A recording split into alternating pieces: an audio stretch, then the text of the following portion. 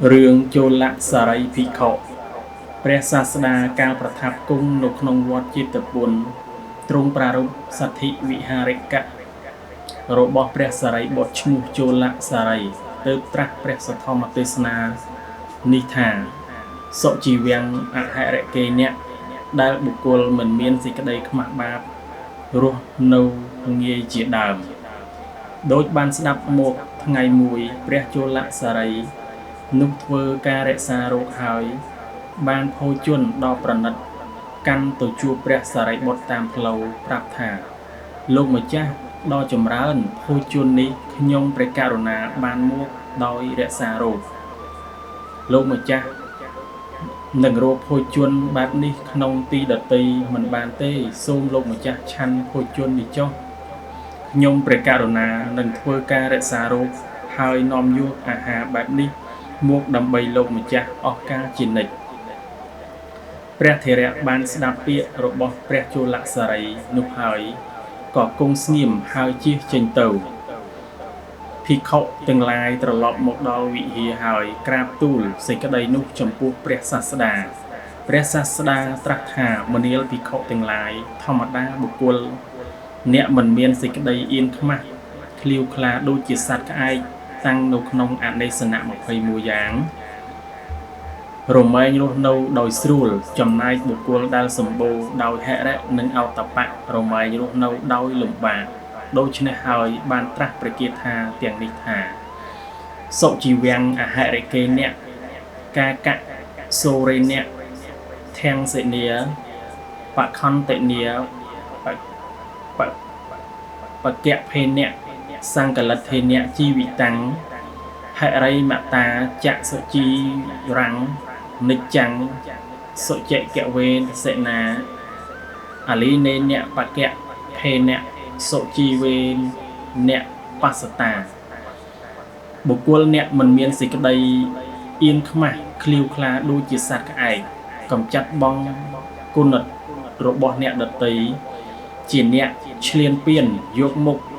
ជាអ្នកខ្នើសខ្នងជាមនុស្សសៅមងរស់នៅដោយងាយចំណែកបុគ្គលអ្នកមានសេចក្តីអៀនខ្មាស់ស្វែងរកអំពើស្អាតជានិច្ចមិនលេះលោះមិនខ្នើសខ្នងរស់នៅដោយកម្មដ៏បរិសុទ្ធអ្នកឃើញត្រូវរស់នៅដោយលំបាកបណ្ដាបទទាំងនោះបទថាអាហារគេអ្នកមិនមានការខ្មាស់អៀនបាបអ្នកមិនមានហិរិនិងអតបៈអធិប្បាយថាដែលបុគ្គលបែបនោះឃ្លាវខ្លាអាចហៅស្ត្រីដែលមិនមែនជាមេត្តារបស់ខ្លួនថាមេត្តារបស់យើងហៅបុរសទាំងឡាយដែលមិនមែនបិតាដើមនោះដោយន័យជាដើមថាបិតារបស់យើងតាំងនៅក្នុងអនេសនៈ21រស់នៅដោយងាយបទថាកាកៈសូរេណៈឃ្លាវខ្លាដូចសត្វក្អែកបានដល់ឃ្លាវខ្លាដូចជាសត្វក្អែកអធិប្បាយថាដូចជាសត្វក្អែកដ៏ឃ្លាវខ្លាប្រាថ្នានឹងចឹកវត្ថុទាំងឡាយមានបបរជាដើម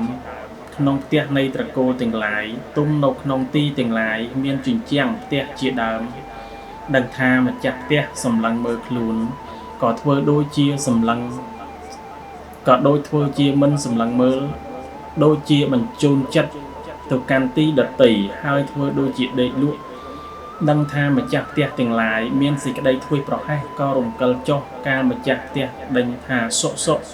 ក៏ចឹកយកអាហារអំពីភាជៈពេញមាត់ហើយចេញទៅយ៉ាងណាមិញបុគ្គលអ្នកមិនមានហិរិគឺសេចក្តីអៀនខ្មាស់ក៏ដូចឆ្នោះដែរចូលទៅកាន់ស្រុកជាមួយនឹងភិក្ខុទាំងឡាយហើយរមែងកំណត់នៅទីទាំងឡាយមានទីនៃបបរនិងទីនៃផាត់ជាដើមភិក្ខុទាំងឡាយត្រាច់ទៅបិណ្ឌបាតក្នុងស្រុកនោះទទួលយកអាហារគ្រាន់តែញ៉ាំងជីវិតឲ្យប្រព្រឹត្តទៅប៉ុណ្ណោះហើយទៅកាន់រោងឆាន់ពិចារណាឆាន់យាគូហើយធ្វើទុកក្នុងចិត្តចំពោះកម្មដ្ឋានស្វាព្យាយបោះសម្អាតរោងឆាន់ចំណែកបុគ្គលអ្នកមិនមានសេចក្តីអៀនខ្មាស់មិនធ្វើវត្តអ្វីទាំងអស់ជាអ្នកមានមុខឆ្ពោះទៅកាន់ស្រុកតែម្យ៉ាង បុគ្គលនោះសូម្បីភិក្ខុទាំងឡាយប្រាប់ថាអ្នកចូលមើលបុគ្គលនេះហើយសម្លឹងមើលធ្វើដូចជាមិនសម្លឹងមើលធ្វើហាក់ដូចជាបញ្ជូនចិត្តទៅកាន់ទីដតីដូចជាដេកលក់ដូចជាដោះខ្លុំចៃវរដូចជាកំពុងធ្វើចៃវរហើយនិយាយថាការងាររបស់យើងឯណោះមានច្រើនក៏ក្រោកចាកអាសនៈចូលទៅកាន់ស្រុកចូលទៅកាន់ផ្ទះមួយក្នុងចំណោមផ្ទះដែលខ្លួនកំណត់ទុកហើយអំពីព្រឹកការពួកមនុស្សក្នុងផ្ទះនោះសូម្បីបិទទ្វារបន្តិចហើយអង្គុយខាអំបោះក្បែរទ្វារក៏ច្រានសន្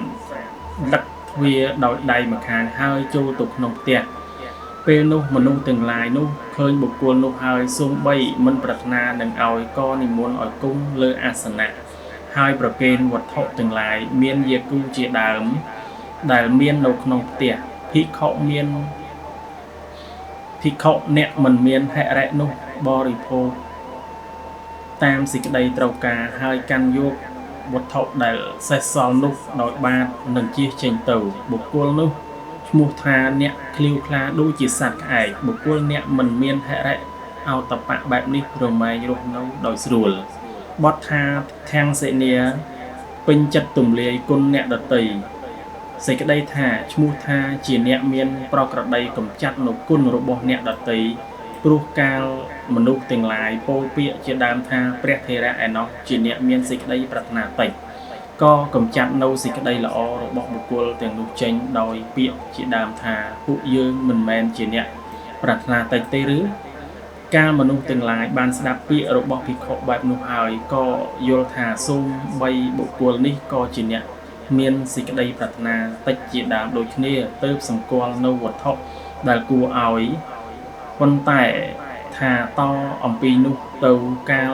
គេមិនអាចរក្សាសទ្ធារបស់អ្នកប្រាជ្ញបានទើបវិនិច្ឆ័យចាកលៀបនោះបុគ្គលអ្នកមានប្រក្រតីកំចាត់គុណយ៉ាងនេះរមែងញ៉ាំងលៀបទាំងឡាយរបស់ខ្លួននិងរបស់អ្នកដតីឲ្យវិនិច្ឆ័យដោយពិតបទថាបខន្តិនីចូលចិត្តយកមុខសេចក្តីថាអ្នកប្រព្រឹត្តយកមុខគឺអាងយកផលការងាររបស់បុគ្គលដតីថាជាផលការងាររបស់ខ្លួនកាលភិក្ខុទាំងឡាយធ្វើវត្តត្រង់លៀនព្រះចេតិយជាដើមអំពីព្រឹកក៏អង្គុយធ្វើកម្មដ្ឋានបន្តិចក្រោកឡើងចូលទៅកាន់ស្រុកដើម្បីបិណ្ឌបាតភិក្ខុអ្នកប្រព្រឹត្តយកមុខនោះលុបលាងមុខហើយស្អិតស្អាងអត្តភាពដោយសម្ពុតការសាវកមានពណ៌លឿងខ្ចីបន្ទាក់ភ្នែកនិងលាបសីស័កជាដើមយកអំបោះបោះអំពីបោះពី3អំបោះធ្វើដូចជាបោះលៀនព្រះចេតិយហើយក៏មានមុខឆ្ពោះទៅកាន់ទ្វារមនុស្សទាំងឡាយមកវត្តអំពីព្រឹកគិតថានឹងថ្វាយបង្គំព្រះចេតិយនឹងធ្វើការបូជាដោយផ្កាកម្រងដូច្នេះឃើញភិក្ខុនោះហើយក៏និយាយគ្នាថាវិហារនេះអាស្រ័យភិក្ខុកំឡោះរូបនេះជាអ្នកបោសសម្អាតថែរក្សាអ្នកទាំងឡាយកុំលះបង់ភិក្ខុរូបនេះឡើយទើបសម្គាល់នៅវត្ថុដែលខ្លួនក៏បីប្រគេនបុគ្គលអ្នកប្រព្រឹត្តយកមុខដូច្នេះរមែងរស់នៅដោយស្រួលបទថាបកពេលអ្នកជាអ្នកខ្នងសេចក្តីថាជាអ្នកខ្នឹះខ្នងដោយកាយជាដើមបទថាសង្កលិទ្ធេអ្នកជីវិតាំងជាអ្នកចិញ្ចឹមជីវិតដោយសេចក្តីសៅមងសេចក្តីថាក៏ឈ្មោះថាបុគ្គលដែលចិញ្ចឹមជីវិតយ៉ាងនេះឈ្មោះថាជាអ្នករស់នៅដោយសៅមងអធិប្បាយថាការរស់នៅប្រកបដោយជីវិតដ៏អាក្រក់គឺជាជីវិតប្រកបដោយបាបពិតបទថាហិរិមតាចៈចំណែកបុគ្គលអ្នកមានសេចក្តីខ្វះបាបសេចក្តីថាបុគ្គលអ្នកមានហិរិនិងអោតបៈរស់នៅដោយលំបាកព្រោះបុគ្គលនោះមិនហៅស្ត្រីមិនមែនជាមេត្តាថាមេត្តារបស់យើងជាដើមពើមរអើមបច្ច័យដែលកើតឡើងមិនប្រកបដោយធម៌ដូចជាលាមកស្វែងរកបច្ច័យប្រកបដោយធម៌ពេញចិត្តត្រាច់បិណ្ឌបាតតាមលំដាប់ផ្ទះចិញ្ចឹមជីវិតដោយលំបាកបទថាសុជៈកវេសេនាមានអាជីវៈដ៏បរិសុទ្ធសេចក្តីថាស្វែងរកកម្មទាំងឡាយមានកាយកម្មជាដើមដែលស្អាតបទថាអាលីនៃអ្នកមិនរួញរាសេចក្តីថាមិនរួញរាមិនធុញទ្រាន់ក្នុងការរស់នៅពីបទ ថាសុធាជីវេអ្នកបសតាមានអាជីវៈដ៏បរិសុទ្ធឃើញហើយដូច្នេះសេចក្តីថាបុគ្គលដូចពោលមុខនេះឈ្មោះថាមានអាជីវៈដ៏បរិសុទ្ធបុគ្គលអ្នកមានអាជីវៈដ៏បរិសុទ្ធនេះឃើញអាជីវៈដ៏បរិសុទ្ធនោះឯងជាសារៈរមែងរស់នៅដោយលំបាកព្រោះត្រូវរស់នៅដោយសៅហ្មងក្នុងការចប់ព្រះធម្មទេសនាជនជាច្រើនបានសម្រេចអរិយផលទាំងឡាយមានសតាបតិផលជាដើម